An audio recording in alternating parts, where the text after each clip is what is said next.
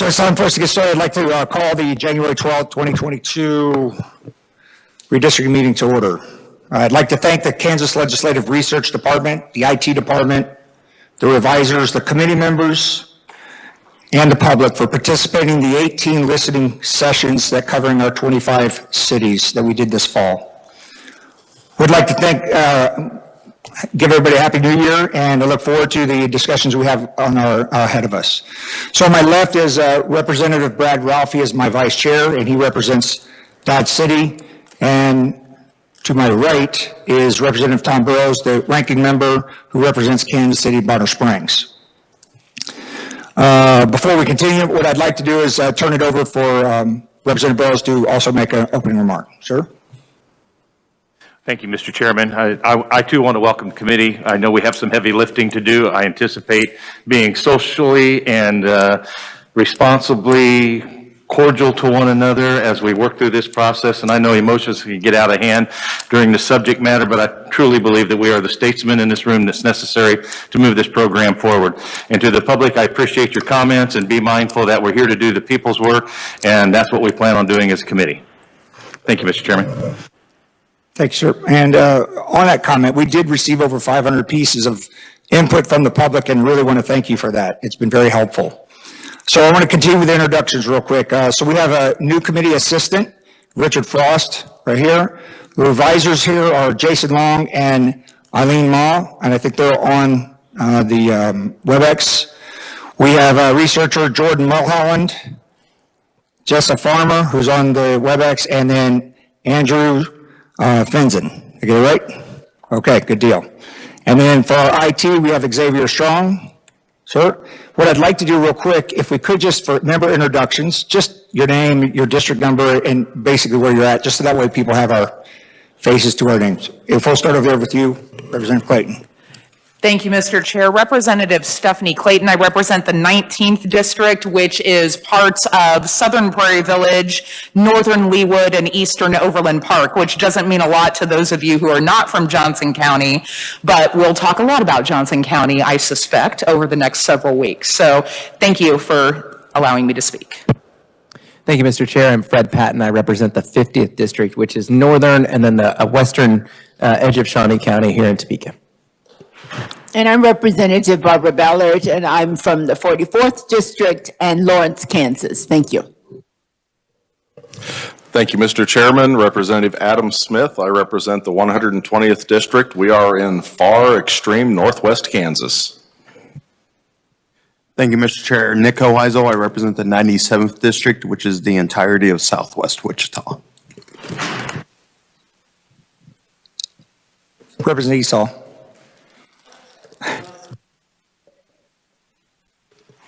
I'm Representative Esau, District 14, which is in the heart of Johnson County, Olathe, and Lenexa. Thank you, Mr. Chair. I am Representative Bill Sutton from the what's currently numbered as the 43rd District. It's the far extreme southwest corner of Johnson County. A lot of extremists on this committee. My name is Vic Miller. I represent the 58th District. If you look out the window, you'll see it. Thank you. Thank you, Mr. Chairman. I'm John Barker. I'm the representative from the 70th District, which is Abilene, Dickinson County, and Porter Marion County. Steve Hubert, 90th District, I live in Valley Center, and it's all of northern Sedgwick County. Kyle Hoffman, 116th District, the extreme southern part of the state, right in the middle, 4 counties along the Oklahoma line. Thank you, Mr. Chair. I'm Representative Brad Ralph, the 119th District. It encompasses Dodge City. Thank you, Mr. Chairman. Representative Tom Burrows, I represent the south central part of Wyandotte County, that is Bonner Springs, Edwardsville, part of Lake Quivira, and in the south central part of Wyandotte County. And I'm Representative Chris Croft from District 8, and that's Overland Park and Olathe. So with that, again, thank you all, and I want to thank real quick the Kansas Bankers Association and the Restaurant and Hospitality Association for your lunch that you're receiving today. So, and for squeezing this in. I know we have many other meetings going on.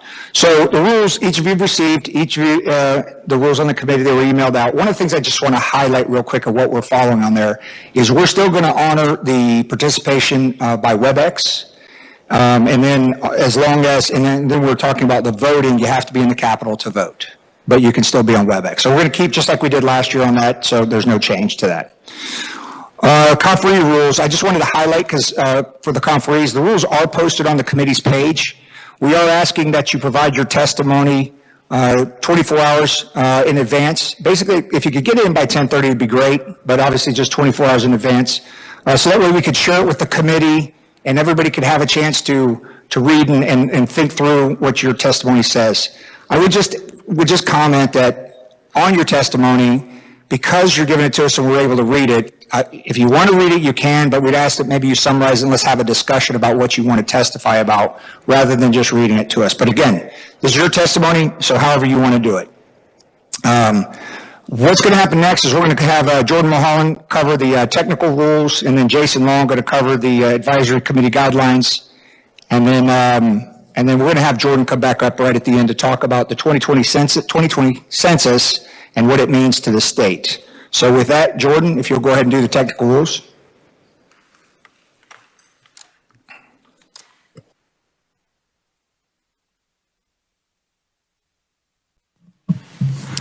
Thank you, Mr. Chair. Jordan Mulholland, Kansas Legislative Research Department.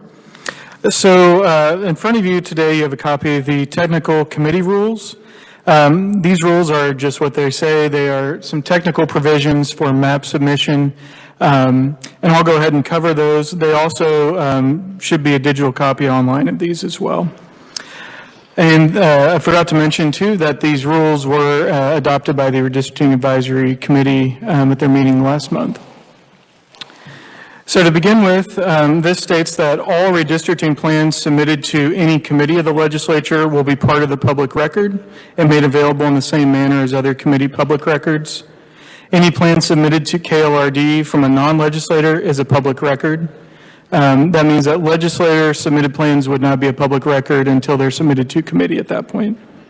This has a couple provisions here about minutes, just normally saying that those are going to be taken and maintained for the record, and that notices for meetings will be published online, posted in the same way that other meetings are noticed. The next section is submission of plans prepared outside the legislature. So this says that all plans prepared outside KLRD or a caucus office must be submitted for technical verification. We have provisions about all the census geography being accounted for and assigned to districts. And we have some other provisions about when we'll need those plans, and that those plans must be sponsored by a current member of the legislature.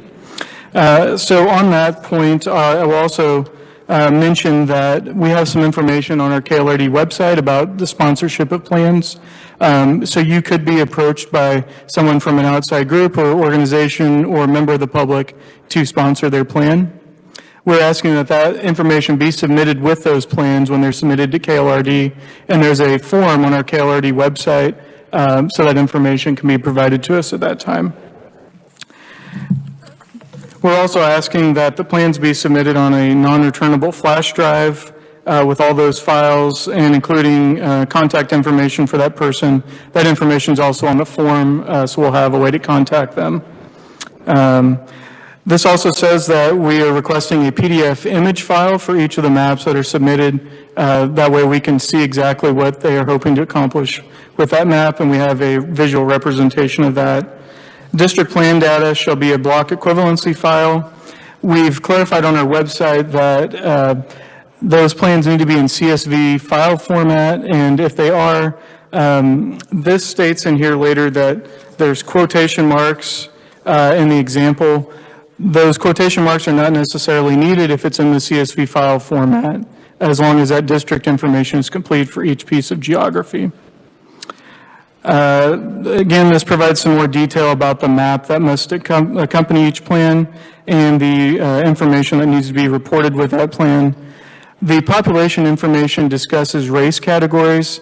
We will just need the total population for each of those pieces of geography so that we can then pull that into our software. Next, this discusses staff review of plans. It states that each plan submitted to the committee must be a complete statewide plan and that an individual district plan could not be accepted.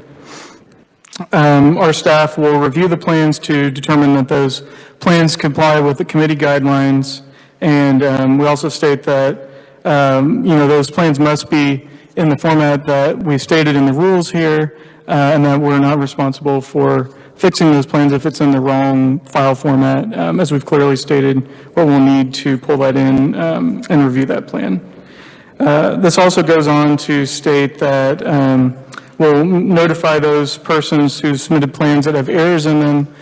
We will notify both the legislative sponsor and the submitting organization so that they have a chance to correct any issues. This also discusses the technical requirements, which basically just states it has to be based on the 2020 census and those blocks that the census has developed. Districts must be composed of contiguous geography. This also lists the number of districts, so Senate plans up to 40 districts, House plans have to have 125 districts, and State Board of Education plans must be built on Senate districts. That'll be enacted during this session. This also lists the overall deviation, so there's a plus or minus 5% deviation that was also approved by the Redistricting Advisory Group. And I'll get into a little bit more detail later about what those numbers mean and the exact numbers that you can have in your districts within that. This also says that congressional districts must be as close to 0% deviation from ideal population as practicable. I will also discuss that in more detail a little bit later. Finally, this states the role of the Kansas Legislative Research Department. So it says that KLRD staff will be available to members of the legislature who are requesting assistance. We can provide census data and hard copies of maps upon request. There's a limit of 2 large format prints per request. We also note the confidentiality provisions. So members of the legislature working with our office, those dealings with us and their records will be confidential, and those maps will be confidential until they are submitted to the committee and become a public record at that point. And KLRD staff is available to respond to requests from the public as time is available, but our primary responsibility is responding to requests from the legislators and committees of the legislature. Mr. Chair, that concludes my summary of the rules. Are there any questions for Jordan? Representative Burrows. Thank you, Mr. Chair. Jordan, I want to get to the submission of plans prepared outside the legislature. I noticed that they have to have a legislative sponsor. And I think through the redistricting committee rules, it states that the sponsor must be identified. If it's a flash drive, is there any other identification required as to who may be submitting that map through a legislator required? Sure. Thank you for the question, Representative. So on our website, we have developed a form to be submitted with the maps. That form includes contact information by the person submitting, whether there's an organization or just an individual, their phone number, email, that sort of thing. It also requires that the sponsorship information be listed, and it asks for a signature. If the signature is not able to be provided, because we understand, some folks can't get to the State House, they can have that legislator send us an email saying that they are sponsoring that specific plan. And we'd like an individual form for each map that's submitted. So if you have one map that you're submitting, you could just send us one form. If you're submitting 5 maps, we would need a sheet for each map with that information. Thank you for that question. I do have another. I'm going to the, still under the top bullet points. It says at least 5 days prior to formal submission. Is that inclusive of weekends while we're in session? So it states 5 business days here. All right, thank you. I just wanted clarification. And Mr. Chairman, that's all I have for this particular piece of information. I would like to ask a question. Well, I do have one more. Close to 0 on the congressional guideline as practical. what has been the deviation amount standardized that we have utilized in the past redistricting? Thank you for that question, Representative Burrows. So it has depended on the cycle, and I will note too, this is looking at federal case law, and Jason might be able to weigh in a little bit more on it. I've looked at some of the prior decades worth, and there have been deviations of 45 persons. There's been one that was around 30 persons. This last time, it was about 15 persons difference, so it was -8 on the lowest one and +7 on the highest one persons. But generally, it's been less than 50 that I've seen in our most recent decisions. But of course, that all depends on the circumstances and the population of the state and things like that. And thank you for that. On the congressional maps, can they split precincts and neighborhoods to get to that ideal number? It's a little different than what we do with the House and Senate and what we're required to do, but are we allowed a little more freedom in getting to those exact numbers under the congressional maps? Thank you for the question, Representative Burrows. I believe that they did do that last time to get down to that tight of a number, and then those new precincts were created out of that. I can double check that with our staff to find out what happened last time on that and get back to you, though. Any other questions? Okay, with that, thank you, Jordan. Appreciate it. And these are the technical rules that we will be following. I failed to do this, and I wanted to go back real quick. We have Representative Probst online. Is that correct? Can you go ahead and unmute him and at least let him introduce himself? Yep, I'm here. I had a scheduling conflict, so I'm trying to do two things at once. Glad to be here. Great. What's your district and general area? I'm the representative from the 102nd District, which is the south side of Hutchinson. Perfect. Thank you. And I think we have one other. Do we not? Representative Landwehr? Yes. Yes, thank you, Mr. Chairman. Representative Landwehr, 105th District, one of many on the west side of Wichita, and I am currently in the Capitol in my office if I'm needed. Okay, great. Thank you. All right, so now if you'll turn your attention to the screen, Jason Long from the Revisor's Office will go over the advisory guidelines. Thank you, Mr. Chairman. Members of the committee, you should have in front of you the guidelines and criteria for 2022 redistricting. These were the guidelines and criteria adopted by the Redistricting Advisory Group last month. They're essentially the same as what was adopted and applied for redistricting in the last cycle back in 2012. You'll notice on the front page, this refers to state legislative redistricting. These would be the Senate and House districts. They are to be based on the 2020 U.S. Decennial Census, and they should be as numerically equal as practical within limitations of geography.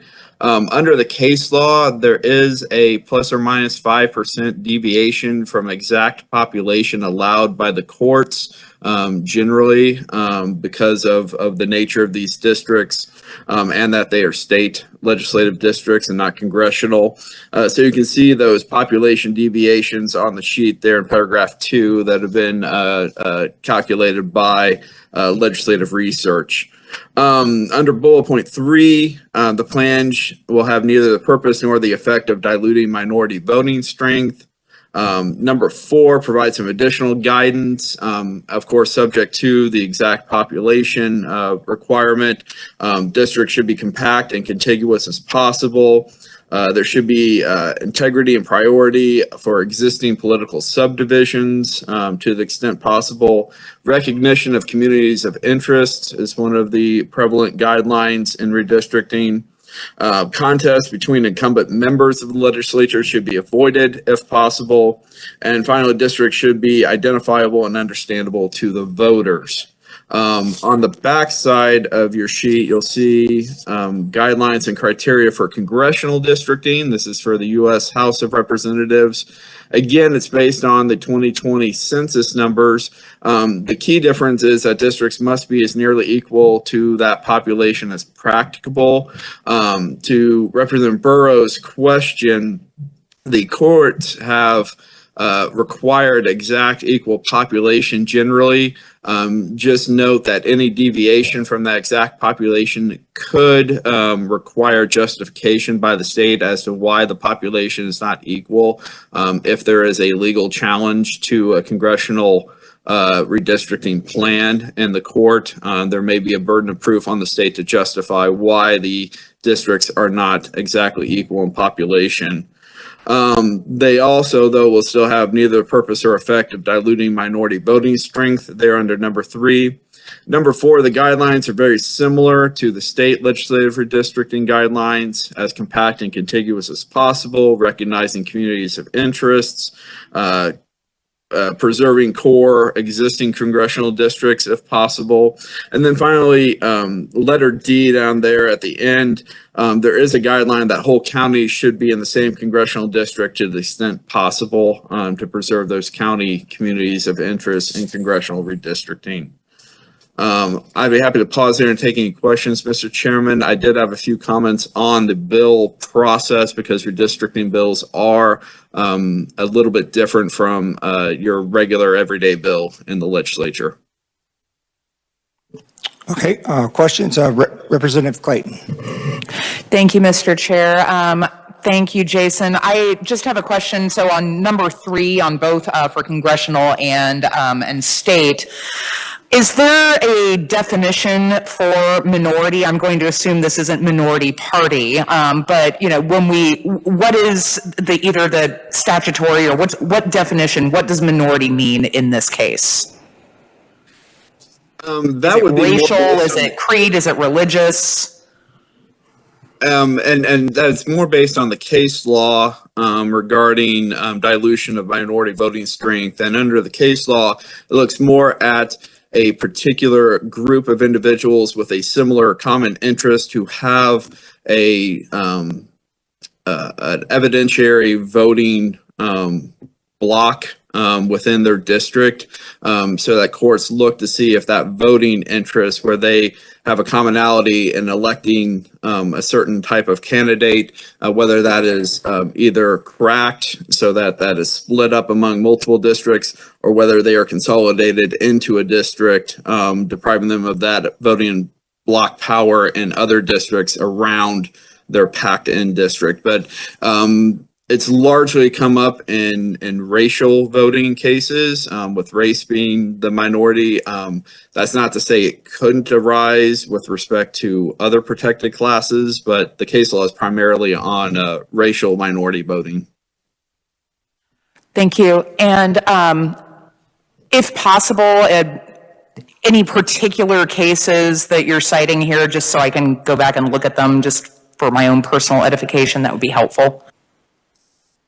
We do. The NCSL does publish a redistricting handbook every 10 years to assist legislatures in this process, and they have an excellent. I've got it. So anything in particular in the red book we should be looking at, because that's the first thing I'm going to look at. Okay, well, I can certainly look back in there and see if there's any particular cases that the committee may want to pay attention to, but that resource is available. Any other, and by the way, it is a big book, so yeah, that's why we're commenting. Any other comments, questions? All right, Jason, go ahead and, were there any questions online from the two legislators? No? All right, Jason, go ahead and cover the last part you had to cover. I just wanted to make a few comments, Mr. Chairman, on redistricting bills. These bills necessarily have to start with a map that's drawn through the software process. And so the request for the legislation really starts with the Legislative Research Department and Jordan. Once the map is drawn and it's been through the technical review under those technical rules by research, then we receive the data of the voting blocks that underlie that map. And I take that data and we turn that into legislation describing each of the districts that is in the plan, that is being mapped out by the plan. And so that process is a little bit different. Instead of coming directly to the revisor's office, if you want a bill for a redistricting map, you should really contact legislative research first, get the map drawn, get it technically reviewed, and then we can proceed with the legislative drafting of that, whether it's a bill or whether it's an amendment for this committee, or if it's an amendment for the floor debate in the House. In all those processes, you will want to start with research and drawing the map. The other point I wanted to make, Mr. Chairman, is because it is necessary to include all parts of the state in a redistricting map, it's strongly encouraged that any amendment in committee or amendment on the floor take the form of what is known as a gut and go, where you strike the underlying map that's in the bill and replace it with an entirely new map that covers every portion of the state. This helps ensure that there are no portions of the state that are either omitted, not included in any district, or are included in multiple districts by accident. If we do a complete replacement of the map, then it's been through the technical review with legislative research, and we have that assurance. So that's a slight difference in the process. Finally, Mr. Chairman, I just want to point out for the committee members that there is an additional approval requirement under our state constitution. Once a redistricting plan has passed the legislature and become law, either through the governor's signature or through the process without the governor's signature, the Attorney General is then directed by the Constitution to file that map with the Kansas Supreme Court. It is then reviewed by the Kansas Supreme Court to ensure that it is a valid map under the constitutional requirements for redistricting. And when the Kansas Supreme Court issues its decision that it is valid, then the map becomes effective. So there's that additional oversight under our own state constitution. Great. Thank you. And we'll come back to questions for you real quick. But what I want to do is I want to adopt these guidelines. So do I have a motion to adopt these guidelines? Go ahead, Representative Ralph. Thank you, Mr. Chair. I'd move adoption of the guidelines and criteria for 2022 Kansas Congressional and State Legislative Redistricting as they've been submitted to the committee today and described by the Kansas Revisor of Statutes Office. Okay, thank you. Second, Representative Burrows, seconds. All in favor, say aye. Aye. All opposed? No, the ayes have it. Thank you very much. And I know two of you have to take off and go to committee meetings, so thank you very much for your time. Yes, sir. I know you'll be back. We're back on Jason along real quick. He had just talked about the process, and I didn't give you a chance to ask questions. Does anybody have any questions? All right, Representative Hoheisel. Thank you, Mr. Chair. Thank you, Jason, for that explanation overview. I want to go back to that last part you said about the maps going to the Kansas Supreme Court for review. It's my understanding that it's just our state level maps and not our congressional maps that they review. Is that correct? No, it's all congressional. It's all redistricting plans have to go through the Kansas State Supreme Court for review. Okay. Okay. Thank you. Thank you for that, Mr. Chair. Any other questions? Okay, with that, thank you very much, Jason. Okay, back up to talk about an overview of the 2020 census. So we just kind of set the playing field, so we're all on the same sheet of music. Jordan, if you wouldn't mind kind of taking us through everything you've been talking about for the last 6 months. Thank you, Mr. Chair. Jordan Milholland, Kansas Legislative Research Department. I've asked my colleague online to share her screen with a map, so I'll give her a second to get that up.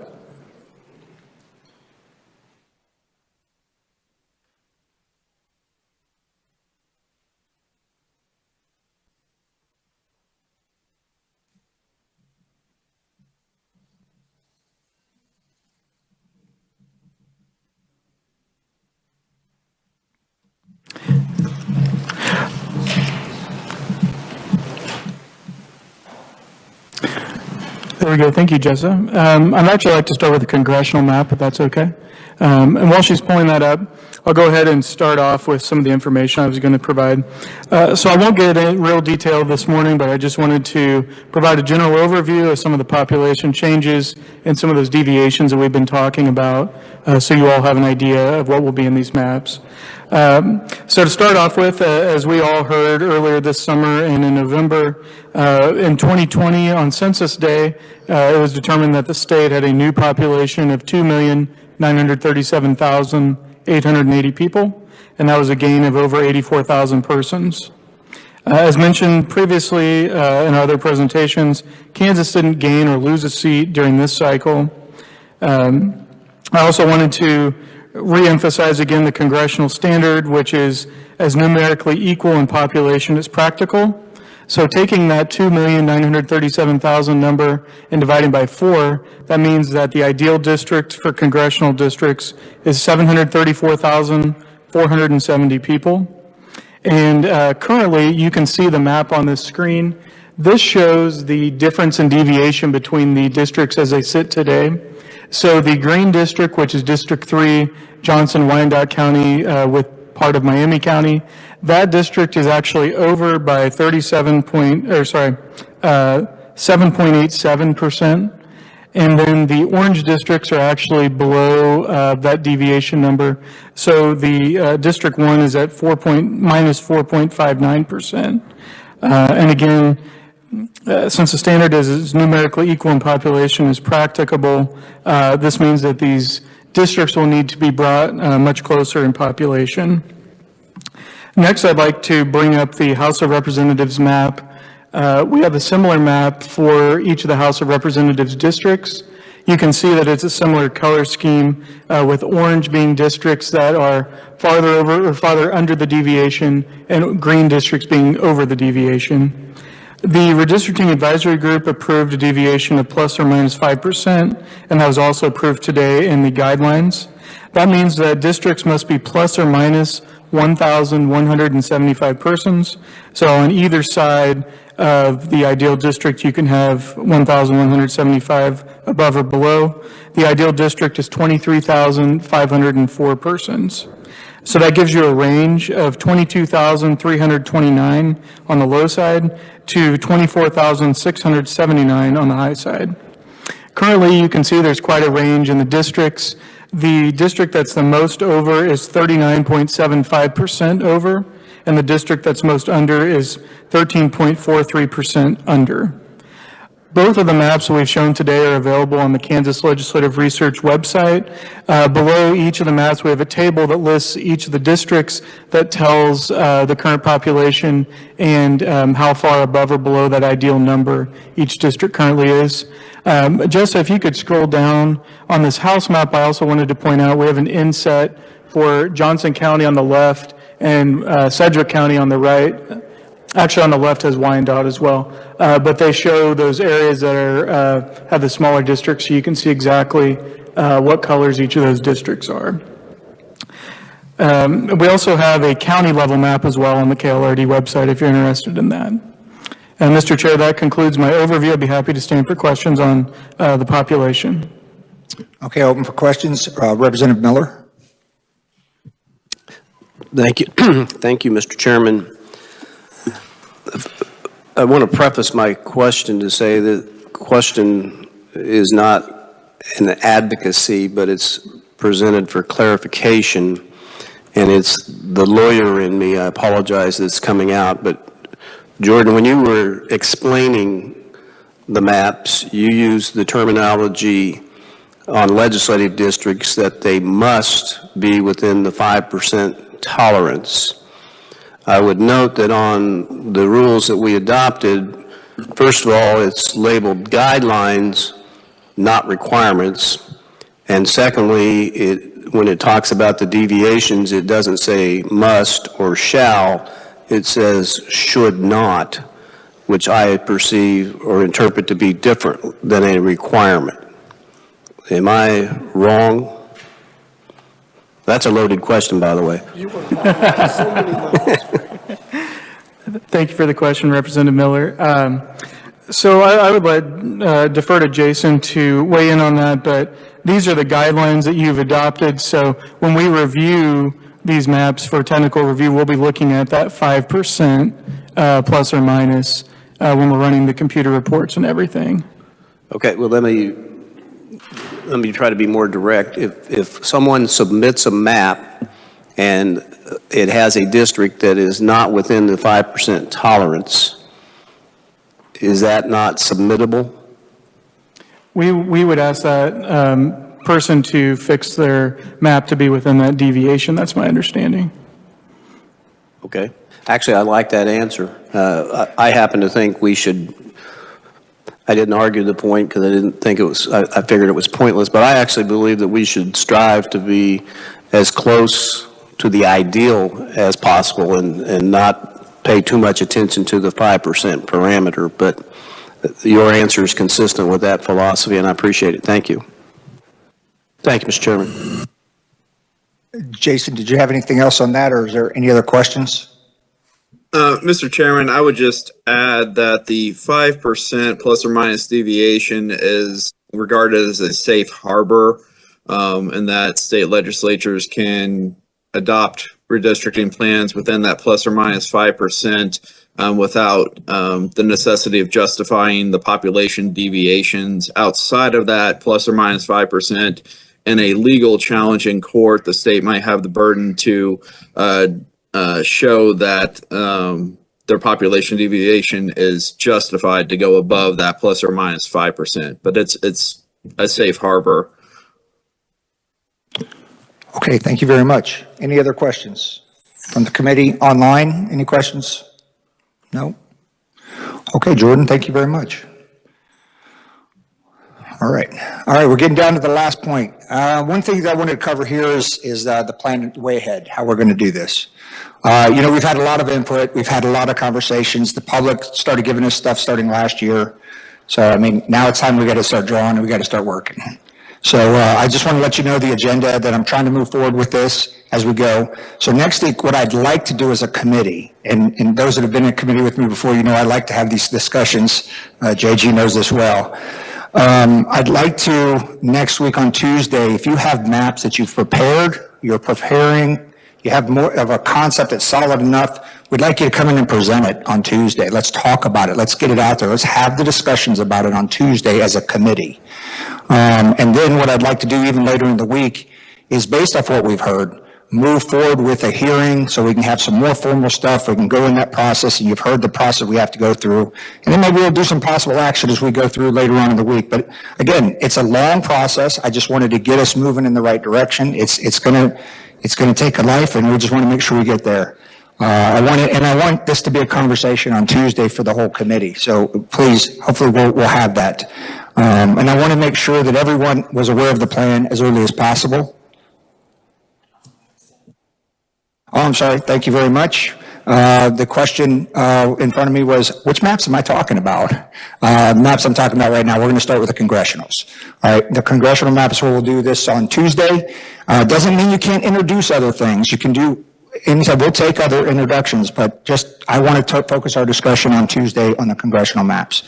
And like I said, I just wanted to make sure you're aware of the plan, the schedule. I did put it out there. It's going to go published a bit later today. Again, I thank you guys for the time, your questions. Listen, if you've got any questions for me, and I think you guys know from the last time I worked on my bill, my door's always open to you. My phone number, you guys have it. Call me anytime. I'd love to have a conversation with you, because that's how we make ourselves better. So with that, and I will enjoy the conversation. But with that, one team, one Kansas, and we are adjourned. Thank you very much.